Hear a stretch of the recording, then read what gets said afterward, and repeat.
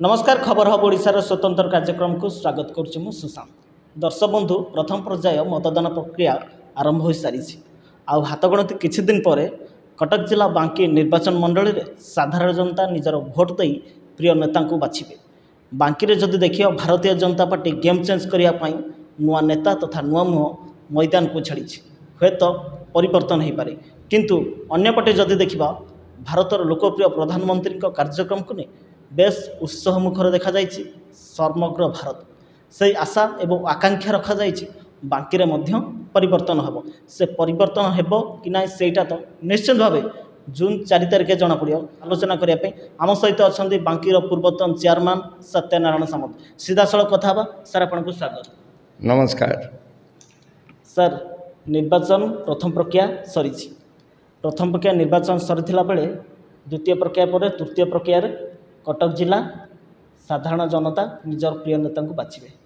2024 निर्वाचन 2019 निर्वाचन को लेकिन आपड़ केमती देखुंत एवं 2024 जदि देखा बांकी निर्वाचन मंडली में आपड़ जेहेतु बांकी बिलंग्स करती से अनुसार आम बांकी कथा जब आलोचना करवा बांकी निर्वाचन मंडली में नुआ नेता देखा बा नुआ मुह आशा करा परिवर्तन हम 2019 और 2024 प्रार्थी और 2019 और 2024 निर्वाचन को लेकिन केमती देखुंत आप देखु आप प्रश्न मोदी कंठू आरंभ है बांकी रे सरीला ठीक। विजु जनता दल दीर्घ 24 वर्ष है शासन अच्छी एवं तांका शासन चिरस्थायी एते दिन पर्यंत स्थायित्व होबार कारण से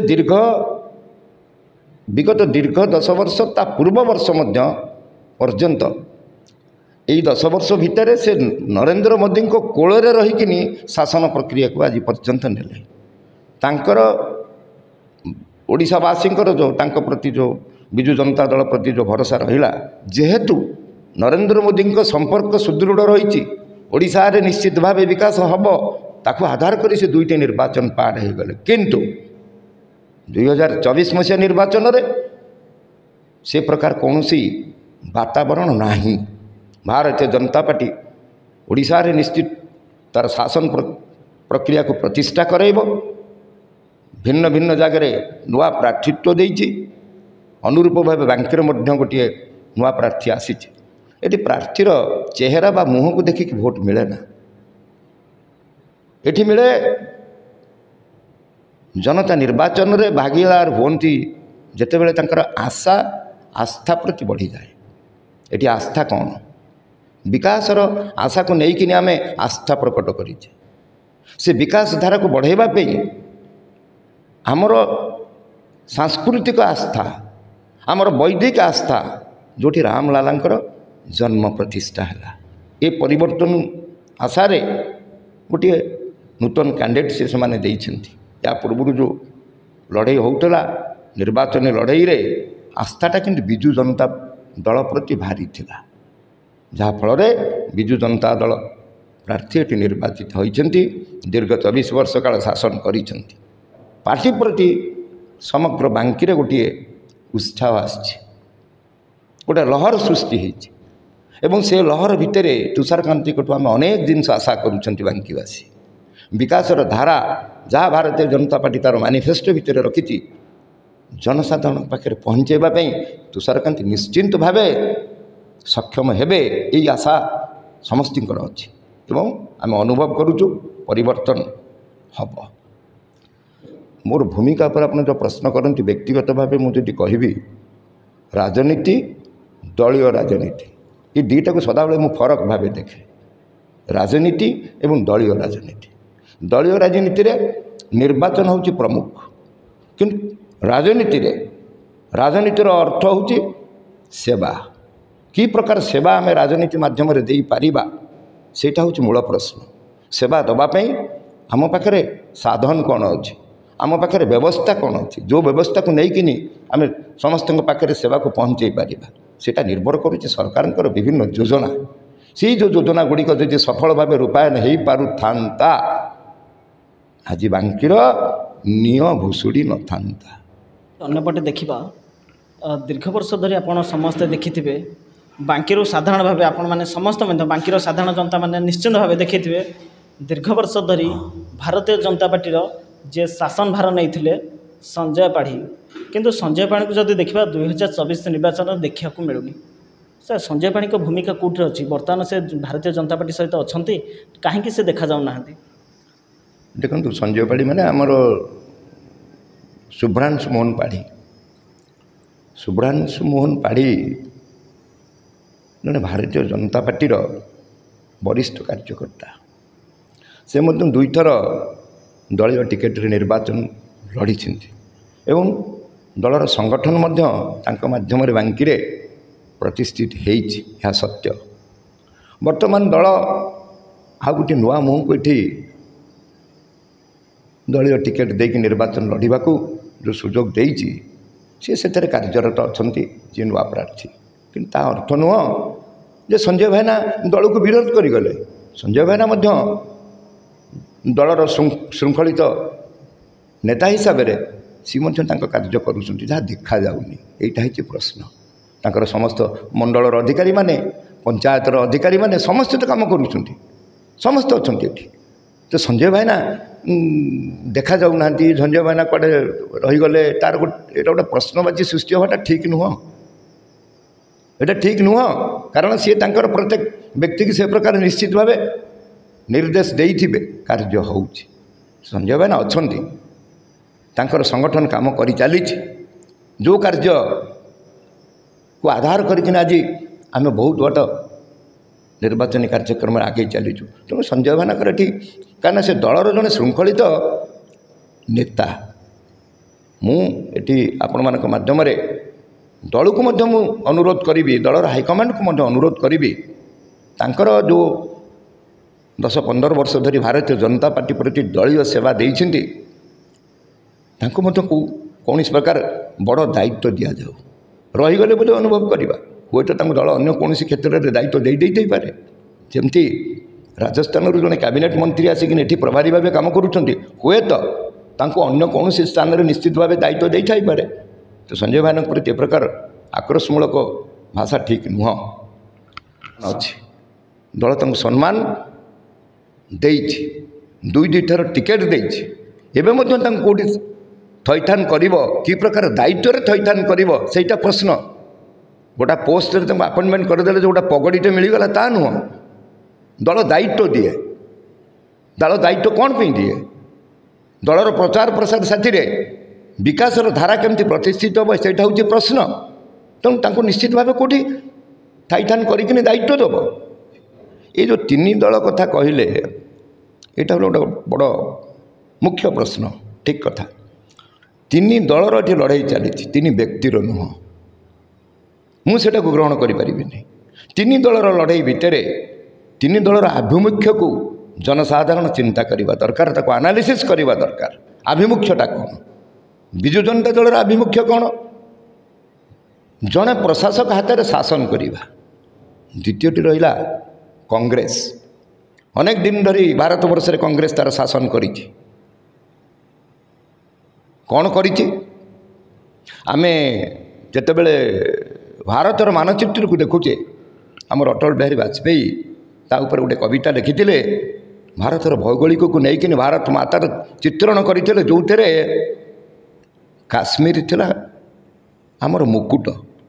ସେ ମୁକୁଟକୁ କଂଗ୍ରେସ ତା'ର ଛଡ଼େଇକି ରଖିଦେଇଥିଲା। ମୋଦିଜୀ ଆସିଲେ, 370 ଧାରା ଉଠିଲା। ଆଜି ଭାରତ ମାତାଙ୍କର ମୁକୁଟ ମଥାରେ ଶୋଭା ପାଇଲା। ଏଇଟା କ'ଣ ଭାରତବାସୀଙ୍କ ପାଇଁ ଗୋଟେ ଗର୍ବର ବିଷୟ ନୁହଁ କି? 3 ଦଳର ପ୍ରାର୍ଥୀ, ସେଇଟା ଦଳୀୟ ଚିନ୍ତାଧାରା ଭିତରେ ଲୋକମାନେ ନିଶ୍ଚିତ ଭାବେ ନିର୍ବାଚିତ କରିବେ, ଭାରତୀୟ ଜନତା ପାର୍ଟିକି ସୁଯୋଗ ଦେଇକିନି ଏ ବାଙ୍କିରେ। ଇଏ ହେଉଛି ଆମର ଆଶା। ଜଣେ ରାଜନୈତିକ ବ୍ୟକ୍ତି ହିସାବରେ ମୁଁ ଏଇ ଆଶା ପୋଷଣ କରିବି, କାରଣ ମୁଁ ବାଙ୍କିର ବିକାଶ ଚାହେଁ। ବ୍ୟକ୍ତି ଅପେକ୍ଷା ବିକାଶ ମୋର ଆବଶ୍ୟକ।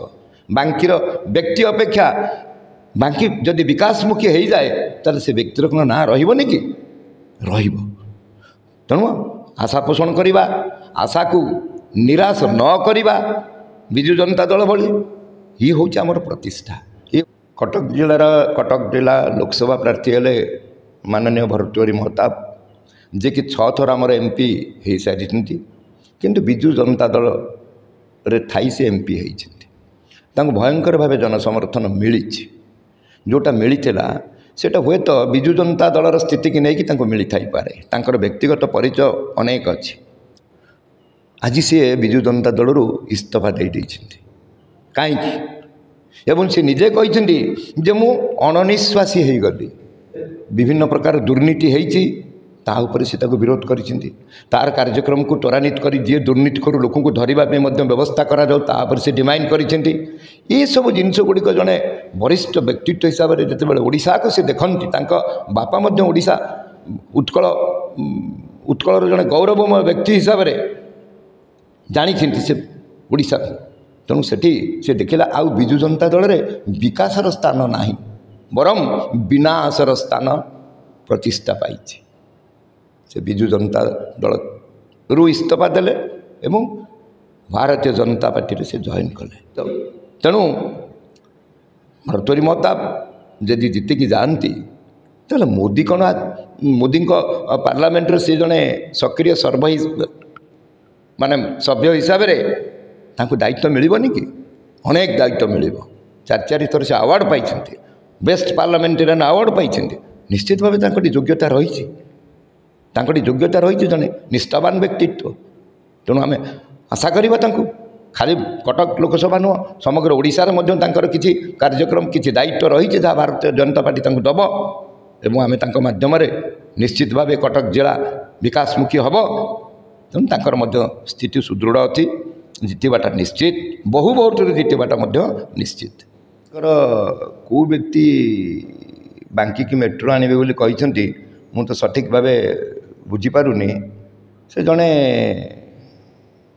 प्रशासक चाकरी रिटायर्ड कला परे VRS नेला परे बिजु जनता दलर दायित्व नहीं ओडिशा रे किंतु से व्यक्ति महोदय घर है तमिलनाडु घर है तमिलनाडु तो तमिल कल्चर टाकू जगन्नाथ कल्चर दिहरे हाबी करेबा तांकर है लक्ष्य तेणु मेट्रो प्रश्न जिते बड़े आप उठाते बांकी की मेट्रो आसब से गोटिक देखागला बांकी मेट्रो रे आपण कौन बोहिबे बांकी मेट्रो लोक जापारूना बर्तमान मेट्रो कौ जगह को जाए मेट्रो कौटी प्रतिष्ठा करा जाए जोठी